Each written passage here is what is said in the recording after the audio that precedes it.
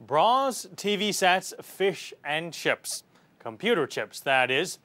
These are just some of the items that have sparked trade disputes between the United States and countries in Asia. Even plastic bags could have tariffs slapped on them by Washington after producers in America complained about what they see as unfair trading practices by Asian companies. Vietnam is one country accused of dumping its products onto the American market.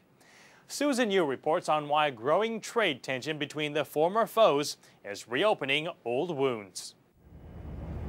This is an unprecedented sight. An American warship cruises into the mouth of the Saigon River. It's the first time since the Vietnam War ended that a Navy vessel bearing the Stars and Stripes and all its bells and whistles has made an appearance here. The importance of that visit was it was the first time in the country's history that a US warship came into Vietnam with peace and a friendly spirit. But further north, along the Mekong River near Vietnam's border with Cambodia, goodwill towards the United States is hard to find. And this is the reason why.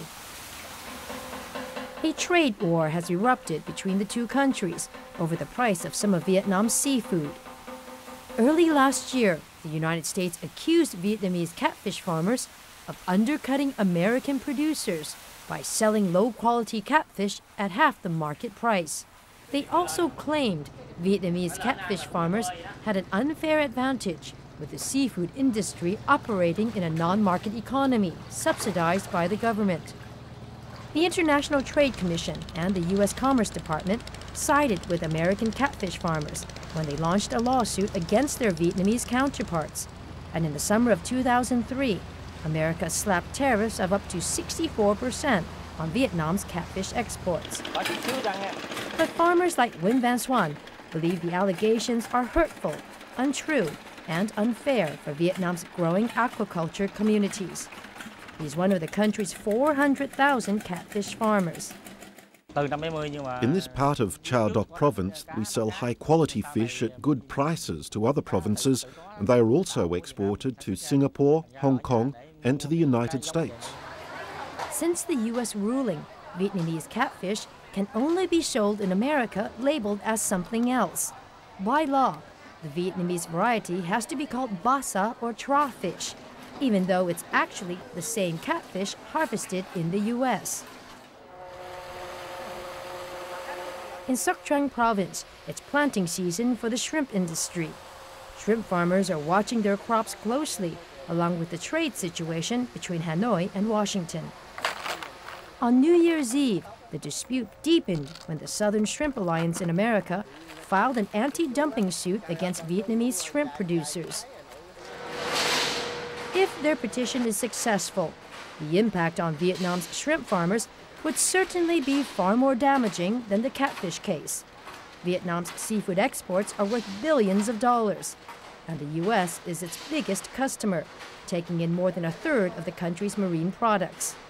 More than half of Vietnam's shrimp exports go to America. That generates nearly $500 million a year for the socialist country. That's compared to $63 million from its catfish exports. So shrimp farmers like Win Tan Son, with his 150 hectares of shrimp ponds, would be hardest hit. If the catfish situation happens to the shrimp industry, I think the farmers will suffer, and it's unfair for all of us. We won't be happy if they take similar action. I think the two markets in Vietnam and the United States, according to the bilateral trade deal, should be fair and open on both sides. Frederick Burke thinks so too. He's preparing to represent one of the country's biggest shrimp producers and exporters in America's latest anti-dumping petition against Vietnam. Is this sheer protectionism?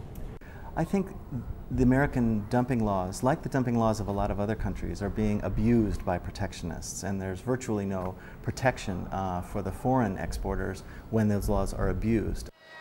The Vietnamese shrimp farmers, like the catfish farmers, maintain they're able to keep prices low due to cheaper labor costs. And even the American seafood distributors agree, becoming an unlikely ally in this battle of international trade. I mean, everybody knows that Vietnam's not dumping shrimp in the U.S. market. If you look at the local price, you look at the local components, it's definitely a free market in those inputs, and it's a fair price. The U.S. has compared Vietnam's market conditions with Bangladesh, a country where the catfish and shrimp industries are minuscule and export costs are high. The dumping case really seems to be driven primarily by the economic interests of the shrimp farmers in the South. And in fact, what's interesting is a lot of those shrimp farmers are actually Vietnamese. They immigrated after the war was over. And and many of them are very anti-communist in their political stance. But what we've heard is that many of them are being pressured to join this dumping suit on the idea that if they don't, they're not being Americans, or this kind of political pressure being put on them. The trade dispute has even caught the attention of the United Nations.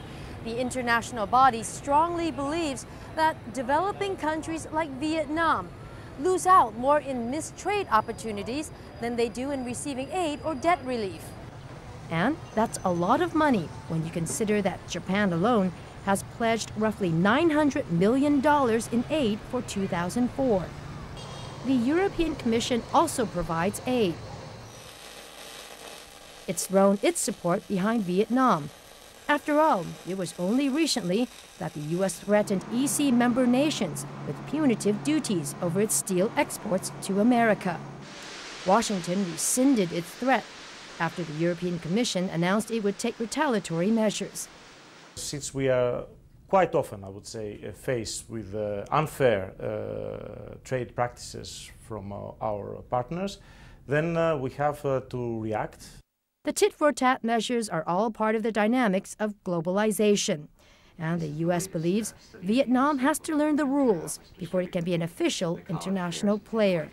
That's part of learning how to play in the big leagues. By signing the bilateral trade agreement, by declaring its desire to join the WTO, Vietnam really is entering the big leagues. And in the big leagues, in the economic world, there are trade disputes. And there are mechanisms in each country, whether it's bilateral, regional, or in the case of the WTO, worldwide, there are mechanisms for settling those disputes. Vietnam's seafood industry says it's learned valuable lessons from the catfish saga. That is, don't put all your eggs in one basket.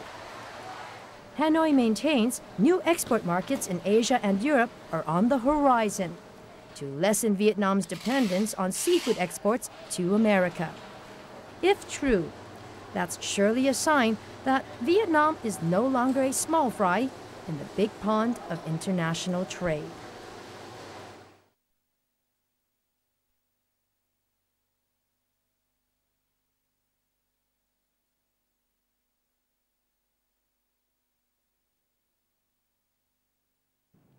It's an innocuous enough substance, normally associated with deserts or the beach.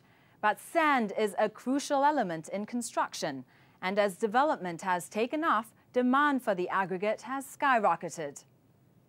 Sand mining is now big business, and that's causing concern among conservationists and governments across the region. In addition to regulated mining, authorities are struggling to control illegal sand excavation. In Hong Kong, remote beaches have been scavenged, and in Indonesia, some islets have all but disappeared. Now, as Susan Yu discovered, the problem has spread to Vietnam.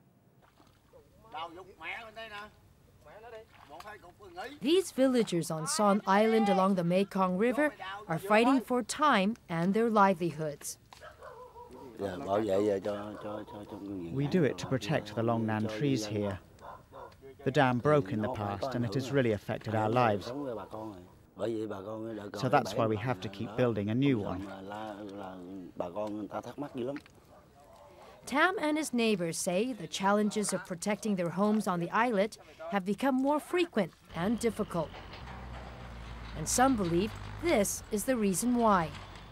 Sand mining along Vietnam's waterways is on the rise, but it's the illegal excavations that have environmentalists worried. They believe unlawful operations are causing irreversible damage along the waterway by wreaking havoc on the river's natural currents, water pressure, and course. Many fear this can lead to flooding and landslips. The water is really high now, and the pressure seems a lot more on this island, so the dam doesn't hold up as well as before. Illicit sand mining has taken its toll along most of the Mekong's tributaries.